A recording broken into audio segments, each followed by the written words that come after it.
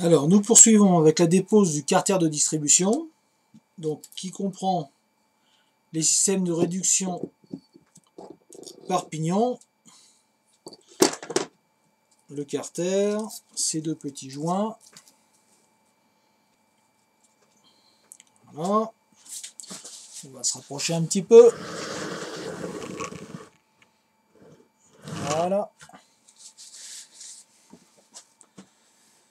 Donc on peut déjà constater une corrosion, une attaque corrosive très importante du roulement de sortie de vilebrequin, qui est très net, qui est presque complètement bloqué, ainsi que le roulement, le petit roulement où vient se loger le réducteur de l'arbre à cames.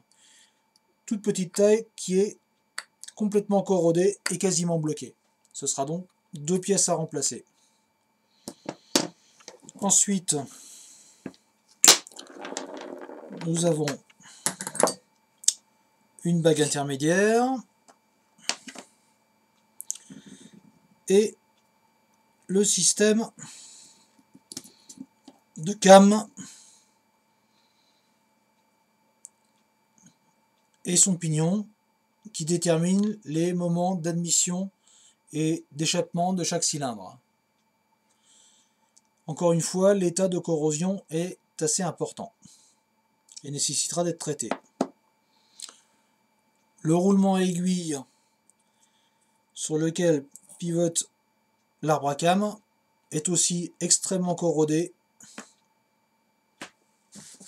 Nécessitera aussi un remplacement. Une petite rondelle intermédiaire.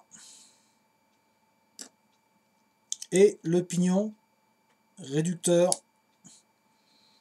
qui transmet le mouvement à l'arbre à cames. Donc aussi, trace importante de corrosion. Il y aura un gros nettoyage à faire, nettoyage et contrôle à faire sur ces pièces-là.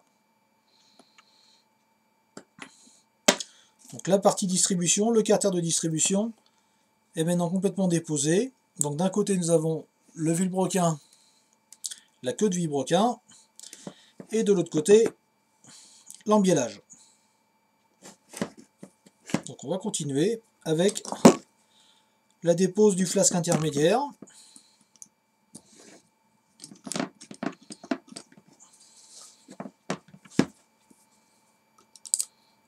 Donc, toujours faire attention, y aller tout doucement,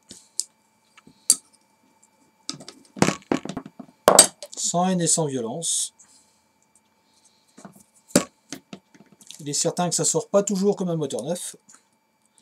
Ça serait trop facile.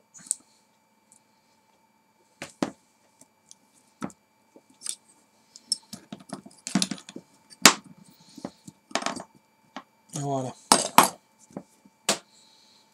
Donc maintenant, nous allons avoir accès au bloc embiellé et on va commencer la dépose des fourreaux de cylindre.